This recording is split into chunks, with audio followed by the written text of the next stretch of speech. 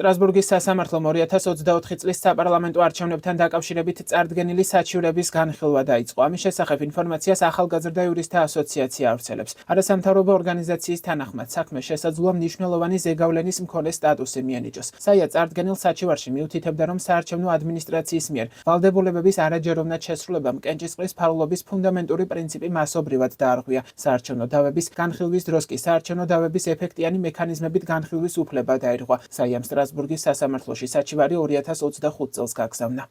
საიამ, როგორც გამოცდილმა სადამკვირვებლო ორგანიზაციამ, ქვეყნის მასშტაბით მოქმედ ყველა საოლქო საარჩევნო კომისიაში ელექტრონული ტექნოლოგიების არასწორი გამოყენებით გამოწვეული ხმის მიცემის ფარულობის დარღვევის თაობაზე საჩივრები წარადგინა. აღნიშნული საჩივრები შეეხებოდა შესაბამის ოლქებში შემავალი ყველა იმ უბნის ჯამში 2263 შედეგების ბათილად ცნობას, სადაც არჩევნები ტექნოლოგიების გამოყენებით ჩატარდა. შემდგომ კი სასამართლოებმა აღნიშნული მოთხოვნა არ დააკმაყოფილეს. გამონაკლისი იყო მხოლოდ თეთრიწყაროს რაიონული სასამართლო, რომლის გადაწყვეტილებაც მოგვიანებით თბილისის სააპელაციო სასამართლომ გააუქმა.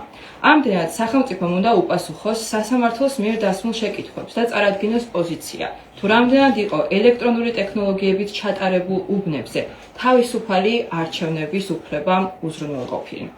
ასევე დაირღვა თუ არა ფარული კენჭისყრის პრინციპი საპარლამენტო არჩევნების დღეს საარჩევნო უბნებზე ხმის მთვრელი ელექტრონული ტექნოლოგიების ფუნქციონირების წესის გამო. საიას თავმჯდომარე თამარ ონიანმა დღეს გამართულ ბრიფინგზე ასევე თქვა, რომ ორგანიზაციამ საპარლამენტო არჩევნებამდე რამდენიმე კვირით ადრე ცესკოს სასწავლო საინფორმაციო შეხვედრებზე ფარულობის დარღვევის რისკები აღმოაჩინა და საარჩევნო ადმინისტრაციას შესაბამისი ზომების მიღებისკენ მოუწოდა. საიას ცესკოს 2024 წლის 28 სექტემბრის წერილით ეცნობა, რომ სასწავლო საინფორმაციო შეხვედრებზე გამოყენებული საარჩევნო ბიულეტენის სატესტო ვერსია იყო კენჭისყრის დღეს გამოყენებული ბიულეტენის ხარისხი კი განსხვავებული იქნებოდა, რასაც ფარულობის დაცვა უნდა თუმცა სამოქალაქო ორგანიზაციები არჩევნების შემდგომ მიუთითებდნენ, რომ 26 ოქტომბერს მარკერის კვალმა ბიულეტენების მეორე მხარეს გამოჟონა და შესაძლებელი იყო იმის დადგენა, მისცა თუ არა ამ უმრჩეველმა ხმა ქართულ ოცნებას. სტრასბურგის სასამართლომ სამი საჩივარი გააერთიანა და საქმის განხილვა მიმდინარეობს ადამიანის უფლებათა ევროპული კონვენციის პირველი დამატებითი ოქმის მესამე მუხლის, რომელიც გულისხმობს თავისუფალი არჩევნების უფლებას და მე-13 მუხლის სამართლებრივი დაცვის ქმედითი საშუალების უფლების ფარგლებში. სასამართლო ზემოხსენებული საკითხების გარდა ასევე იმსჯელებს და შეაფასებს, არღვევს თუ არა ხმის მიცემის უფლებას საზღვარგარეთ არასაკმარისი რაოდენობის საარჩევნო უბნების გახსნა.